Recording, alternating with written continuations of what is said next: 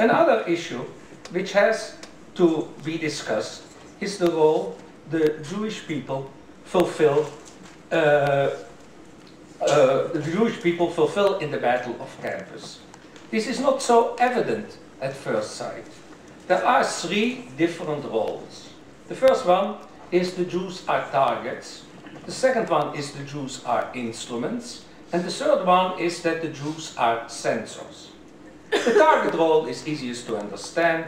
For various reasons, Canada and the United Kingdom are in the forefront of the walls Israel hated on campus. Israel Apartheid Week, which now has to some extent globalized, started at the University of Toronto in 2004. Needless to say, there were no discussions on any Canadian campus on apartheid in Saudi Arabia or in any other Muslim countries. There was also no discussion, by the way, why the United Arab Emirates or Qatar have the right to exist. And if there is anybody here who knows why they have the right to exist, they can perhaps mention that in question time. There was also no debate why some Canadian universities where hatred is promoted against Israel have the right to exist. Jews and Israel are not only, as I said, targets. They are also instruments in a much larger battle against the West. And to understand that, I prefer, as I'm in Montreal, to quote from Canadian sources, we can best read what a Canadian Jew wrote, the anti-Israeli and anti-globalist Naomi Klein. She explained the instrument role of Israel in an article in The Nation earlier this year. I quote, "The best strategy to end the increasingly bloody occupation is for Israel to become the target of the kind of global movement that puts an end to apartheid in South Africa," end of quote. And then Klein adds, to show clearly the bias she comes from, quotation marks, "Why single out Israel when the United States, Britain, and other Western countries do the same things in Iraq and Afghanistan," end of quote. She says then, boycott is not a dogma, it is a tactic. The reason the boycott, divestment, sanction strategy should be tried against Israel is practical. In a country so small and trade dependent, it could actually work. What I have read out to you is a core case of anti-Semitism and part of the instruments used in anti-Israeli anti-Semitism.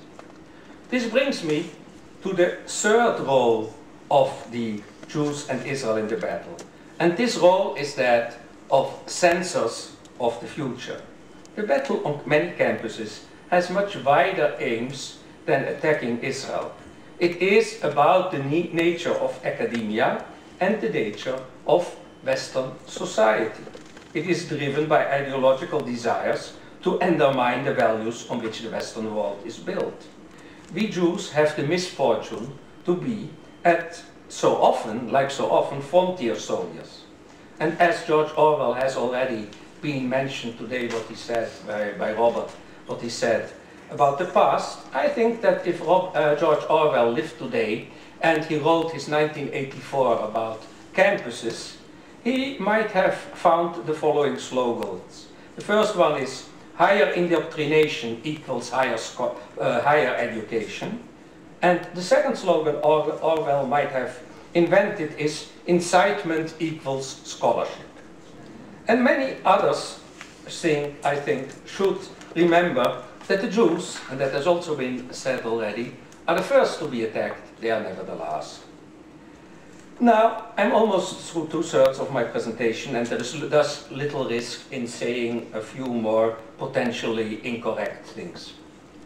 Academia is one of the few parts of modern society, or postmodern society, where remnants of the Middle Ages survive. Academia has kept various elements of medieval guilds. Its corporatist environment can be compared to a fortress with 3 walls. The first wall is academic freedom. This so-called absolute right, like all absolute characteristics, invites corruption.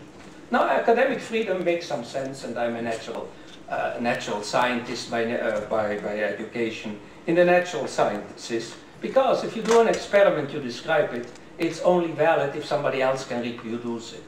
This same kind of test doesn't exist in the humanities.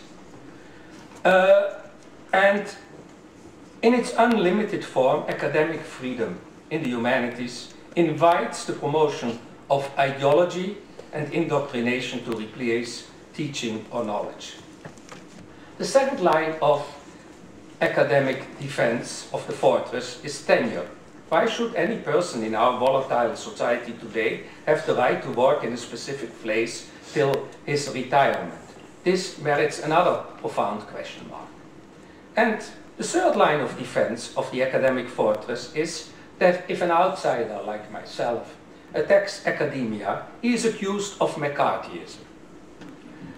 I want to recall that Senator McCarthy had sanctions he could apply. What academics against criticism call McCarthyism is called in civil society criticism. It is partly because of these medieval remnants of corporatism that Jews are faced with the manifestations of hatred in some universities. And it is my personal conviction that academia cannot be reformed from within, but only through pressure from outside. In this context, and also this has been mentioned, there is also the problem of the weakness of many campus administrations. The administrative heads of many universities where the anti-Semitic hate promoters flourish are not necessarily bad people, they are certainly weak people. The only efficient way to strengthen administrators to battle scandalous anti-Semitic activities on campus is by bringing down the president of at least one anti-Semitism promoting university. From my lengthy experience, and I come, as I've said, worked for 40 years at the top of the international business world, with leaders of the international business world at the absolute top, politicians, academics and media people, I have learned one major lesson. Most people everywhere are cowards. Bringing down one university president makes 1,000 others think. Imbuing fear is yet another legitimate method in the battle against our enemies. There is one more topic I want to address, and that is the fighting of boycotts. Every strategist, and has been also mentioned this morning, you don't fight the battles in your own camp. You fight the battles on the territory of your enemy. And we must attack and not defend. And those who say that Israel should be boycotted, I reply, well, that is a very good idea to investigate boycotts in an academic way. So let's start. We rank universities by excellence, but that is only one criterion. And that's always, if you have only one criterion to rank university, and the only criterion is by academic excellence, you don't go very far. Let's rank universities also in the world according to the degree they promote evil. Then you have at least two criteria to evaluate them. Now, on the top of the list, we're going to put those universities who promote genocide and murder. That are the most evil, and they are like, let's say, Harvard is perhaps close to the top of universities for excellence. You have certain other universities who are close to the top on the second criterion. And they are the first candidates for universal boycott.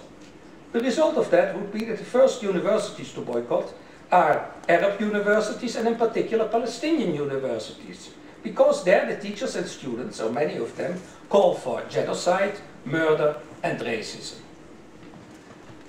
Now, a few words as to the future to conclude.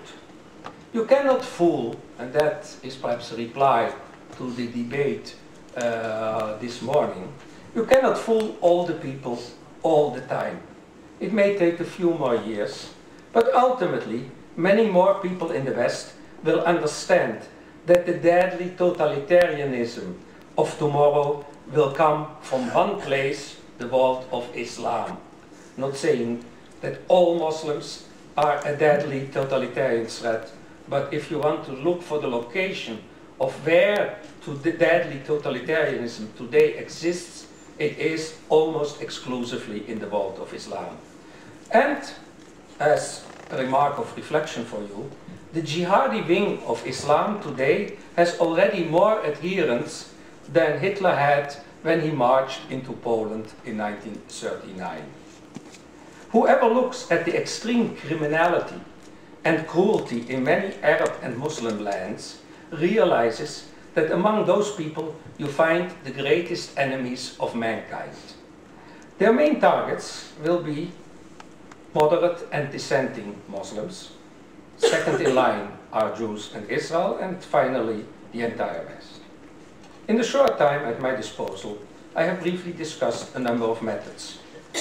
Ridicule, exposure, name and shame, monitor, documenting, imbuing fear, and so on. The Jewish establishment may not like some of these methods. And that is the reason why crucial battles are being fought today with one hand behind our back. My message is, remove that hand from behind the back so that the enemy doesn't have a free anti-Semitic lunch. Thank you for your attention.